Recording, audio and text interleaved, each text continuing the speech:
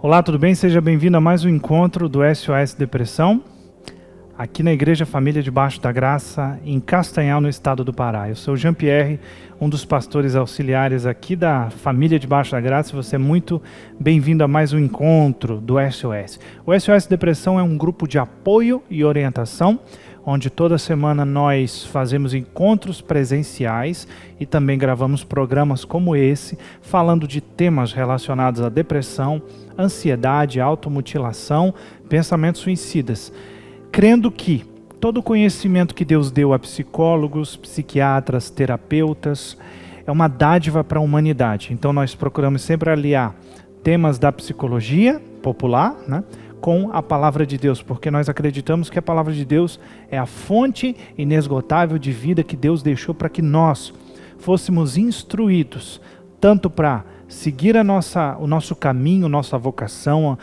o nosso caminho nessa vida, mas também para nós podermos nos levantar diante das crises existenciais, problemas emocionais que nós enfrentamos como qualquer ser humano nessa terra. Hoje eu queria falar um pouquinho com você sobre a armadilha de tentar agradar a todos. Quem nunca fez isso? Quem nunca chegou a um ponto da sua vida, talvez lá na escola, talvez na infância, na adolescência, em que a gente começa a tentar agradar todo mundo, ser bacana com todo mundo, ser legal com todo mundo, né? Esse tipo de atitude é muito comum do ser humano.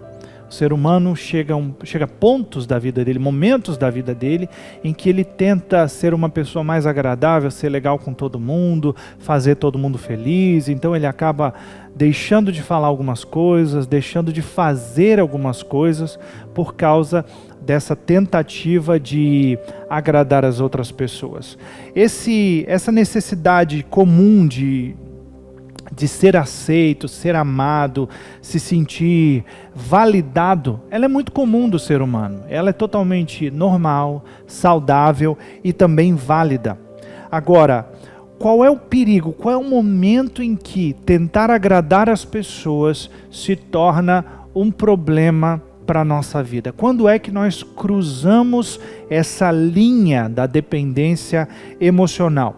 Acontece quando nós buscamos aprovação e reconhecimento como algo imprescindível para nós sermos felizes. Quando eu coloco essa busca por aprovação dos outros como necessária, imprescindível, importantíssima para que eu me sinta feliz, para que eu seja feliz, me sinta completo, me sinta amado e aceito, aí eu estou cruzando uma linha perigosa da dependência emocional. Os efeitos que acontecem numa pessoa que cruza essa linha, que acaba buscando agradar a todos numa tentativa de ser feliz, aceito e amado. O primeiro efeito é uma distorção da realidade. A pessoa acaba enxergando a vida de uma maneira distorcida. E a realidade, ela acaba achando que o que os outros dizem ao seu respeito é que deve ser levado em conta, e não aquilo que ela realmente é. A segunda coisa é uma carga cognitiva escravizante. A pessoa acaba tendo um impacto emocional gigantesco na sua mente, porque nós não conseguimos viver numa eterna performance, numa eterna atuação. Nós precisamos ser nós mesmos. Já é difícil administrar, gerir uma só personalidade, imagine várias. E isso é terrível. Outro efeito que acontece quando nós tentamos agradar demais a todos, em detrimento do que nós realmente somos, é a rotulação.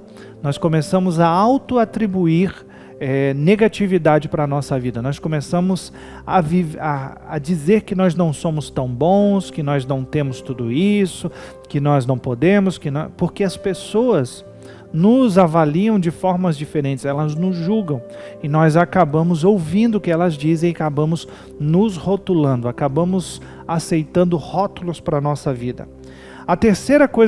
Outra coisa que acontece conosco quando nós entramos nesse caminho desenfreado por buscar aprovação, agradar a todos, é a perda da autoestima. nós começamos a não nos amar mais como deveríamos. Nós perdemos o amor próprio, perdemos a nossa autoestima, que é a nossa autovalorização, e começamos a dar foco apenas, dar atenção àquilo que os outros dizem. E também começamos a nos tornar passivos nas nossas opiniões e ações. A gente sempre pisa em ovos, a gente sempre acha que a opinião do outro é mais importante. Nós acabamos omitindo as nossas opiniões, acabamos enfeitando demais os nossos argumentos e não acabamos sendo sinceros, francos como nós deveríamos. E nós passamos a enxergar a vida pelos olhos dos outros. Nós perdemos a nossa identidade, a nossa autenticidade, a nossa naturalidade. Coisa bonita, coisa agradável é você conversar com alguém que é autêntico, que fala com naturalidade e tem identidade. Ele é quem ele é. Ela é quem ela é. Isso é muito importante. E, infelizmente, um dos efeitos dessa busca desenfreada por agradar aos outros em detrimento ao que nós realmente somos, acaba roubando a nossa identidade, autenticidade e naturalidade. E também dificuldades em dizer não. Uma pessoa que busca agradar a todos, ela naturalmente, consequentemente, vai acabar deixando de dizer não em muitas situações que ela gostaria de dizer não. E eu não sei quanto a você, mas algo extremamente libertador na minha vida, e você vai concordar comigo, é nós aprendermos a dizer não em muitas situações. Porque muitas vezes nós vamos dizendo sim, sim, sim, nos sobrecarregamos, não conseguimos atender a demanda, as pessoas vão se sentir chateadas em algumas situações, em muitas situações, e nós vamos acabar nos sentindo piores, vamos nos sentir culpados, vamos nos sentir procrastinadores, vamos nos sentir negativos, para baixo, com uma coisa que nós poderíamos ter evitado com apenas um simples não.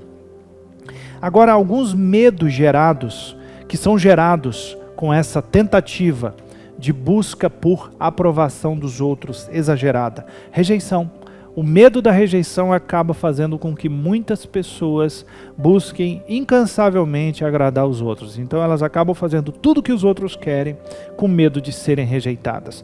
Outra coisa, o medo da crítica gera essa busca por agradar os outros. Então eu tenho medo de ser criticado, medo de que apontem os meus erros, os meus defeitos, as minhas vulnerabilidades. Então eu acabo dizendo sim para todo mundo e eu acabo tentando agradar todo mundo. Há também o medo da expressão e da opinião. Quando você tem uma baixa autoestima, um baixo amor próprio, um amor próprio deficiente, você acaba tendo medo de expressar o que você pensa, de botar para fora o que está no seu coração. Você sempre acha que a sua opinião não é importante, e isso causa essa busca por tentar agradar a todos, e é uma armadilha terrível.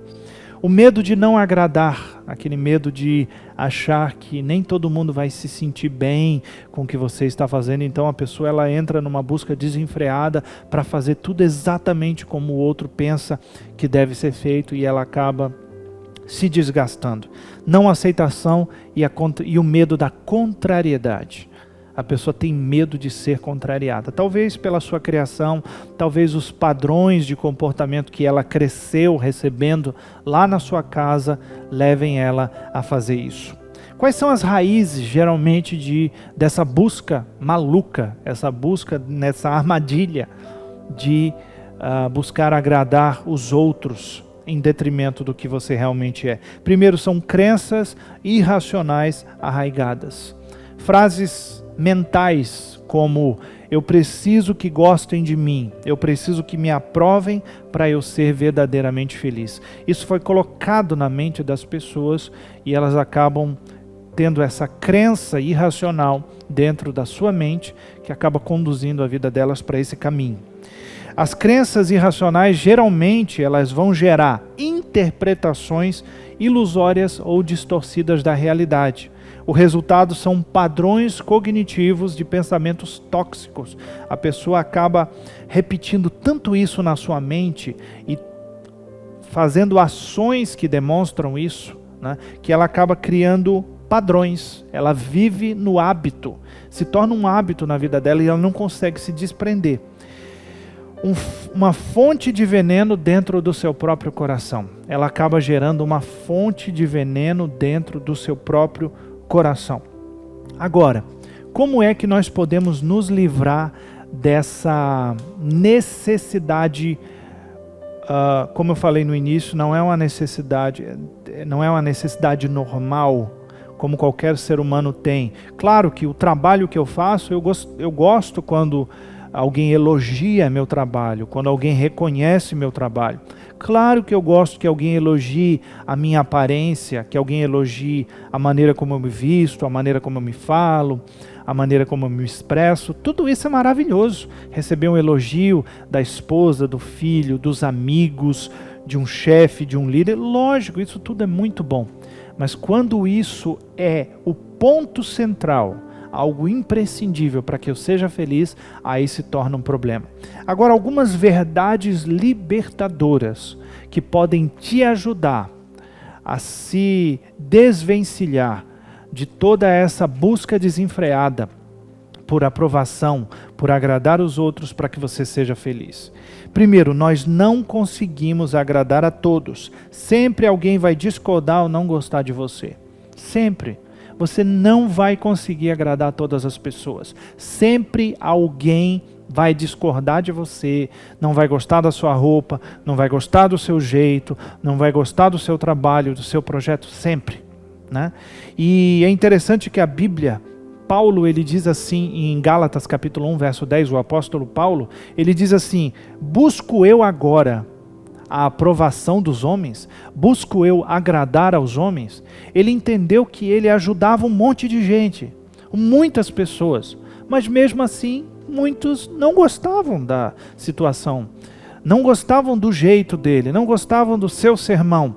E ele disse: eu estou por acaso buscando a aprovação dos homens? Essa é uma verdade libertadora, que você vai ajudar muita gente que vai cuspir no seu prato, vai virar o rosto para você, não vão gostar de você. Isso é libertador. Se você entende isso, você continua fazendo a sua boa obra, sendo uma boa pessoa, sendo uma pessoa que ajuda, que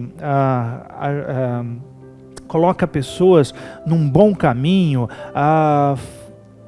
continua sendo uma pessoa de Deus. Quando você entende isso, você se liberta dessa necessidade de agradar as pessoas.